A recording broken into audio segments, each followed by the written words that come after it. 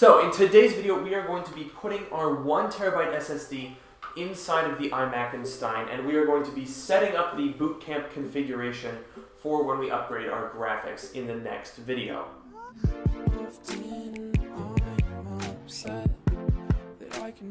Alright, so I think we're basically going to just jump right into this. We really haven't done too much planning, and we're definitely not professionals, so if you are thinking about doing this yourself, we're pretty much just your average tech guys.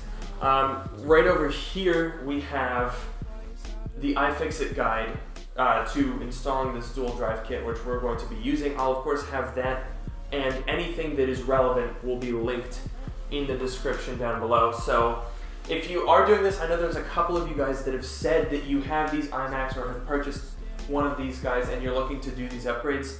So we're not going to give a step-by-step because there's a perfectly good guide that exists, but we are going to give you some insight into our process following the guide. So I think hopefully it'll be interesting. Hopefully we don't mess it up too bad. It could very well be a what not to do sort of video, but it's entirely possible. We don't know. So the first thing we're going to do, I guess let's just shut this down. We're leaving the graphics as is, just for clarification if you haven't followed the videos. We're not taking the graphics card out in this video because we want to get our boot configuration set up before we do those upgrades. Also, we have to buy thermal pads and thermal paste for the graphics card. But anyway, so the upgrade process for doing this dual drive kit is a little bit intense. Essentially, we have to disconnect and then remove almost the logic board because the connector's on the back of it. So we have this little adapter thing that I showed last time that allows us, this plugs directly into the board and then directly into the SSD, and then we just adhere the SSD to the inside of the case with these little pads. This is the Ifixit dual drive kit for this iMac, so you will need this if you'd want to do that. That is also going to be linked in the description down below. But, I mean, I guess let's just crack it open and get inside. I don't know where I put the kit. Where did I put the, in your room. or is it right? No, it's in your room. Alright, now that Luke is gone, we can really get the party started. Leave a fat like in the comments below if I'm cooler than Luke. What are you saying? What are you trying to do? Nothing. Okie dokie, so we're going to start by taking out the RAM, which it would be easy to forget, but since we are tilting the logic board out to get at the back of it, you'd absolutely annihilate your RAM slots. So we're going to do that first. Should be just a Phillips head? Yeah. These screws are kind of stripped. Not really. So let's lay it down. Ooh, that's really annoying. Not the easiest things to... I'm going to hold it. Yeah, hold it up. Okay, that's a lot better. This is definitely a job you want to do with 2 people, let's see.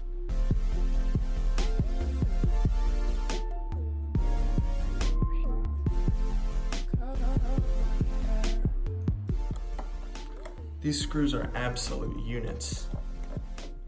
This is crazy. I'm using, what is this? A TR10 screw bit. I'm using my Ifixit Protect toolkit here. Sponsored by Ifixit. I wish. Hey, Ifixit. Oh, cripe. I dropped it. Oh, no, it's right there. Magnetic screw heads, ladies and gentlemen. That is the key.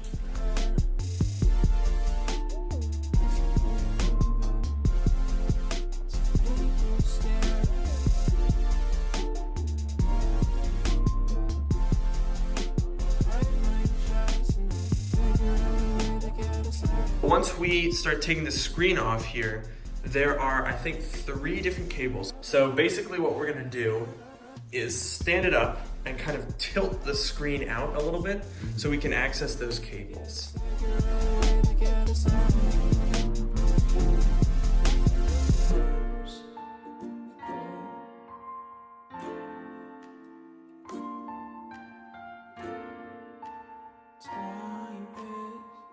Okie dokie, there she is. Look at the beauty. Looks pretty clean on the inside, I have to say. Like this, it doesn't look like there's too much dust in the heatsink, in the GPU heatsink. Yeah, actually. Looks pretty good to me. The fans are remarkably clear. I mean, I'm impressed. Yeah, I'm impressed. So just a little recap, here's the display down here. The cabling was actually not as hard as we thought it was gonna be. The one is over here, one's up top here, and then there were two over here right next to each other. A little ZIF connector for the LVDS, and I don't know what that one is. Whatever. Not that tricky. Gotta be careful of this area because that's the power supply. You can see that little electric shock warning. So that's the trickiest part of working on these. Fortunately for us, everything that we're doing is over here because here's our graphics card, nowhere near the power supply. Our hard drive's getting mounted over there and getting plugged in under here. So we really don't come into contact with that power supply unless Noah is an idiot. So yeah, I'm reassured as to the danger of this job. But I have to say, this display is meaty. I mean, woo-wee. It's a thick boy. And it's also very heavy. Like you can see the spring, like it's a lot harder to tilt this now because so much of the weighting is based on that huge display. Yeah, like it won't, you literally can't. Yeah, it goes back up. That's funny. Yeah, you can see how well weighted the hinges are then. The cooling, honestly, isn't that great. I mean, for one, you've got your CPUs over here. You can tell. Oh, that's the temperature sensor. That probably should be attached to the hard drive. Okay, so clearly someone's upgraded now. Anyway, you can see that we have a fan all the way down here, which is nice, right by an intake vent. But it blows up right into the power supply, so it doesn't exhaust from the case until it goes through the power supply, which isn't really the most aerodynamic thing with all the capacitors on it, so that's not ideal. The GPU heatsink is right near a vent, but you have to blow through the optical drive to get to it. So cooling in this thing is not the best. We'll see what we can do. We're probably gonna lose the optical drive because we're not putting in another SSD caddy. So we're just gonna lose it, and then we'll have a lot more room to cool our GTX 980M. So right now, I guess we gotta start unplugging a million cables. Yeah, we gotta pull out this little sensor under there. The RAM is removed, so we're good to tilt it out, and then we're gonna be good to go.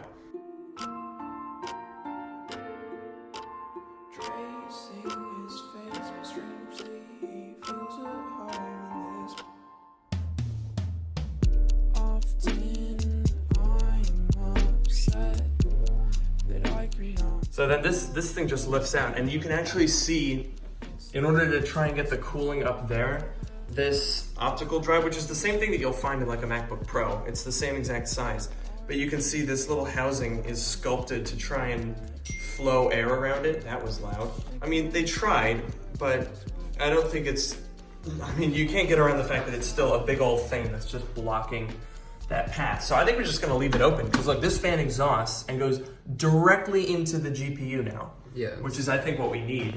So yeah, goodbye optical drive. This is 2018, people, barely.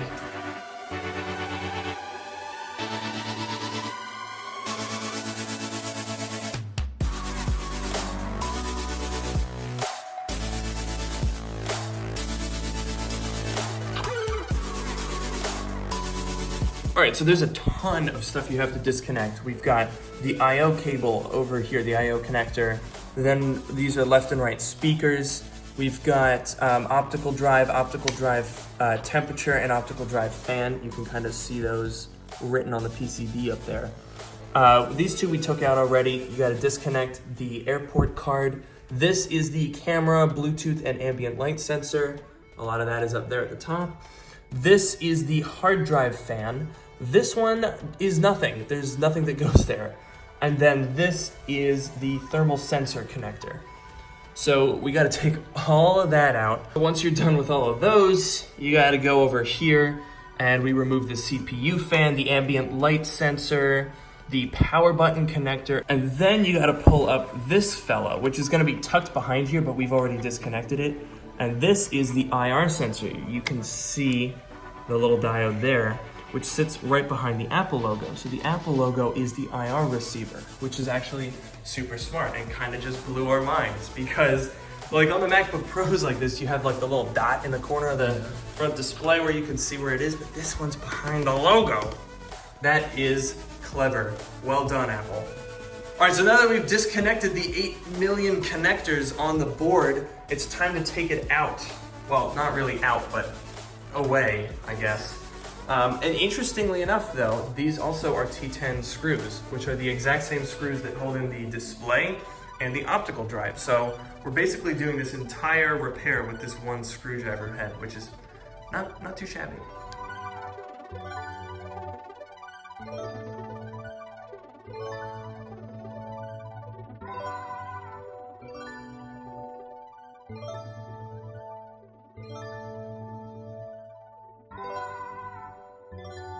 So here are the screws for the logic board. There's a lot of them and they're all different. So remember the order that you took them out in.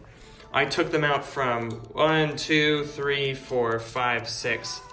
I think there's a 7, 8. So I've just kind of kept them in that order, 1, 2, 3, 4, 5, 6, 7, 8, so that we know where all of them go. So that's definitely helpful. And one thing that Noah just pointed out, because he's super epic, is these are the optical drive screws, but we're not putting the optical drive back in. So we're just going to screw them into the screw holes in case we ever put something there, which is pretty clever.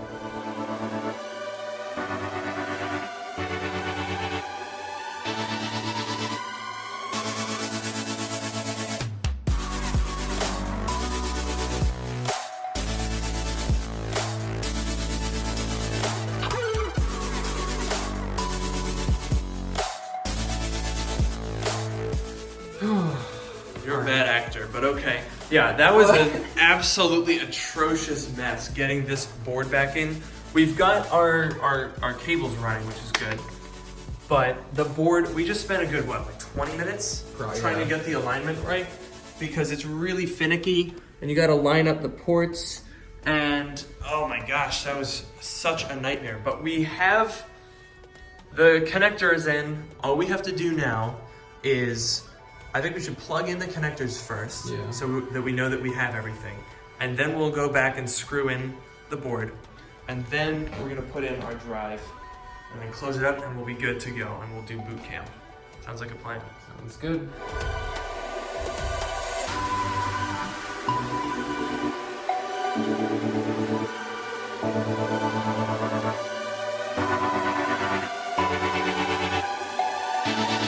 All right, it's now the fun part. It's time to put the SSD in and tape it down. So, Noah, if you could pass me the SSD. Oh, gee whiz, there it is. So, pretty simple. It's just like in your standard PC. You've got your SATA power, which is hard to plug in one-handed.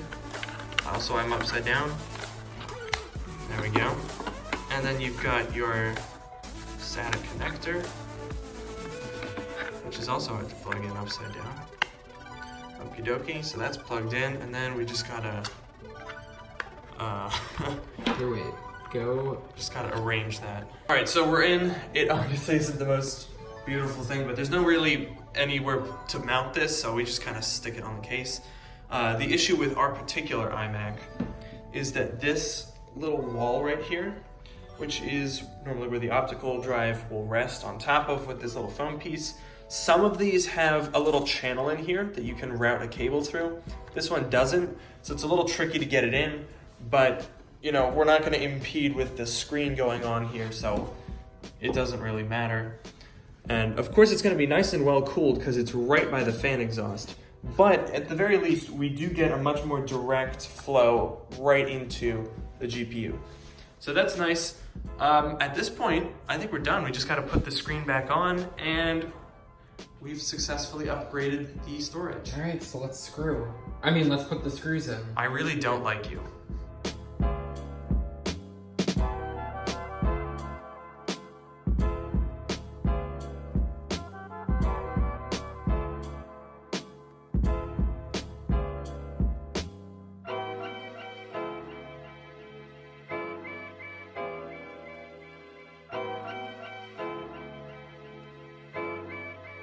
All right, so before we even try to turn it on, what were your thoughts on the repair process? It was the trickiest repair I've ever done. I know you've done a lot more than I have, but the trickiest one, just because of the components, they were like really janky, I think was the word you used. Yeah, I mean, so the most that I've done is a complete MacBook Pro unibody teardown. Mm-hmm. So that's taking off the display, logic board, everything, and the keyboard, and then replacing the keyboard. So that's basically a complete disassembly. This was trickier because at least in the MacBook Pro, I mean, you've got one board and everything kind of fits onto it. This was not necessarily more complicated, but it was just a lot going on. A lot of screws, a lot of alignment. The inside of this is kind of a mess. It just kind of is. Yeah, it is. And you've got that power supply lurking in the corner the entire time, which is always fun. But enough jibber jabber. Let's see if we did it. So go ahead and hit the power button. All right, and All right, well, the camera battery just died, but let's go through and make sure that everything is working well. You can see there we have 16 gigabytes of RAM. Go on over to the storage, and we are in fact booted off of our 1.02 solid state drive, which is fantastic. The other drive, we're gonna go ahead and wipe that in a second, but it's all there and looking good. Now, what's not so good is, so there was this one optical drive sensor that I think just fell behind the board, and we didn't really care to find it. We'll probably find it when we do the graphics card, because like we're opening this thing up again. Yeah. So because that optical drive sensor is missing, yeah, okay, nice try, idiot. The optical drive sensor is on the optical drive, so it didn't get lost in there, you fool. You're just dumb. The fan that's over here is just kind of blasting away.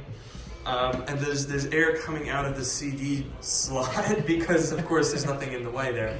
So when we open it up again, we'll plug that sensor in, and we're probably gonna like tape over the inside of this slot because we don't want air coming out this side. We want it coming through the GPU heatsink, which is up here, and coming out of the vent. So it's fine for right now because we're not done with this machine, but I'm pretty happy with the way that this turned out. What are you, Noah? How are you feeling? What am I? What are you? I'm just a guy. You know? Okay. But I'm pretty happy. Yeah. So now it's time for boot camp. Yay.